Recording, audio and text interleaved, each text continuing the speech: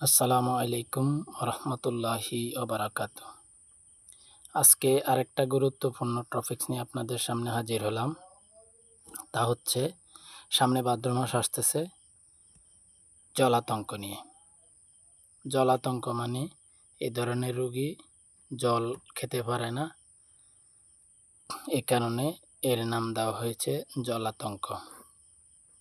তা মূল টপিকসে আসি। এই রোগটা সাধারণত কুকুরে কামড়ালে বিড়াল, বানর, শিয়াল, খেকশিয়াল, বেজি, বানর, বাদুড় এই প্রাণীগুলো থেকে সবচাইতে বেশি জলাতঙ্ক হওয়ার সম্ভাবনা বেশি। আর এই প্রাণীগুলো কামড় দিলে 100% ভ্যাকসিন দিতেই হবে। তবে একটা কথা খেয়াল রাখবেন, কুকুর, বানর, বিড়াল, শিয়াল ইত্যাদি যে প্রাণীগুলোর কথা বললাম, এই প্রাণীগুলো যে কোনো একটা কামড় দিলে আপনারা সাথে সাথে পানি দিয়ে, আর আমাদের দেশে যে বাংলা সাবান বলা হয়, মানে কাপড় কাচা সাবান, ওই সাবান দিয়ে 15 মিনিট ধুতে হবে। পানি দিয়ে, আমি আবার বলছি, 15 মিনিট ধুতে হবে। ধোয়ার পরে প্রায় 70% জীবাণু এখানে চলে যায়। এরপরে সাথে সাথে ডাক্তারের পরামর্শে ভ্যাকসিন দিবেন। আর তবে জলাতঙ্কের ঝুঁকি কম।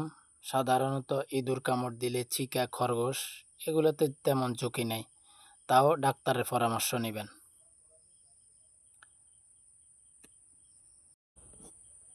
জলাতঙ্ক থেকে বাঁচতে হলে আপনার গৃহপালিত পশু, বিড়াল, কুকুর, খরগোশ, যতগুলো প্রাণী আছে ওইগুলা আপনারা ভ্যাকসিন দিয়ে নেবেন প্রত্যেক 3 মাস অন্তর অন্তর।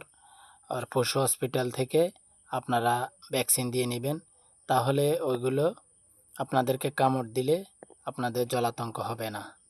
তবে খেয়াল রাখবেন, যদি কুকুরের একটি আঁচড়ও আপনার গায়ে লাগে, বিড়ালের একটি আঁচড়ও আপনার গায়ে লাগে, এবং বানর, শিয়াল যে প্রাণীগুলোর কথা প্রথমে বললাম, ওই প্রাণীগুলোর একটা আঁচড়ও যদি লাগে, তাহলে আপনাকে জলাতঙ্কের ভ্যাকসিন 100% দিতেই হবে।